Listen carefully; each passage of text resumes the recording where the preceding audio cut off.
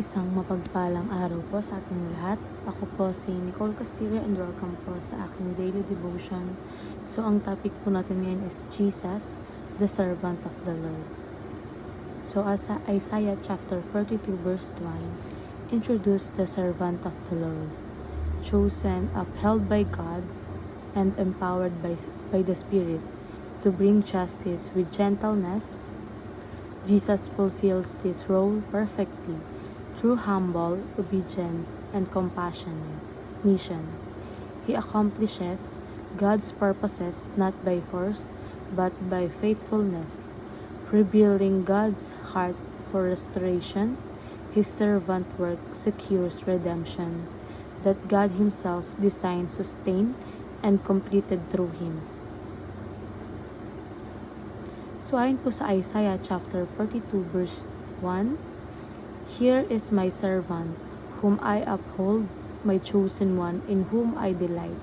I will put my spirit on him, and he will bring justice to the nations."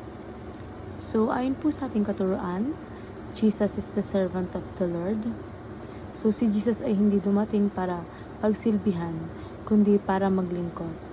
Kahit siya ang anak ng Diyos, pinili niyang magpakumbaba at sundin ang kalooban ng Ama. So pinakita niya ang tunay na kadakalaan ay nasa pagiging lingkod, hindi sa posisyon o kapangyarihan.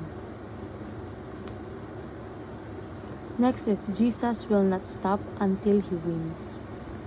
Si Jesus ay hindi sumusuko. Tinupad niya ang misyon ng Diyos hanggang dulo.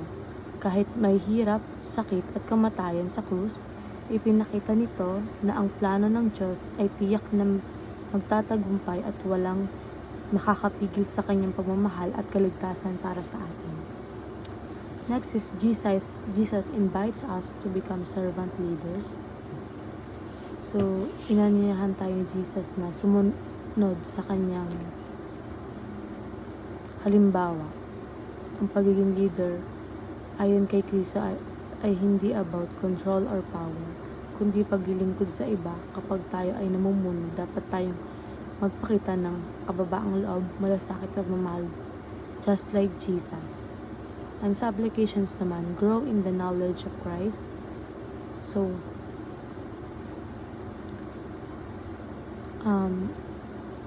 mag-grow tayo sa kaalaman kay Kristo sa pamamagitan ng pagbabasa ng Bible, pakikinig ng sermons, at pag-aaral ng salita ng Diyos.